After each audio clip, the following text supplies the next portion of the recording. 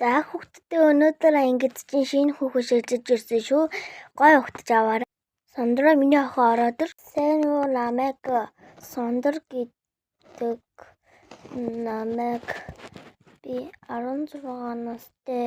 Сондроо миний охин Алекс-ийн хажуу суучих. За агшаа Алекс нь аль юм бол гараа өргөж би за бод миний убаныг буулгаахан бол би чамайг зүгээр өнгөрөөхгүй дээ. Би чамаас шүүх миний убаныг ордууд би чамаа шүүхт өгөндөө. Маан цаг хичээлээд тарав. Шинээр ирсэн Сондөр дээр би очие доо. Энэ муу одоо яах гэдэг хар шулан бэ? Миний убааг булаах гэдэг ах. Миний убаа та хаашаа явж байгаа? Мод хамаагүй. Бас би чиний убаа биш. Намаа Бэйкин гэдэг. Явж үз. Сандрыг би алсан да. Оо сайн уу Бэйк. Сайн би чамдыг юм хэлж болох. За хэл. Юу би чамд сайн.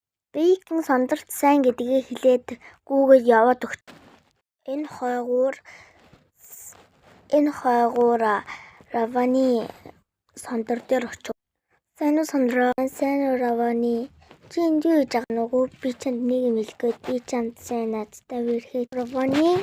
Раваны Сондорт сайн болж таарав. Энэ хойгуур Сондор их эргэлзэв.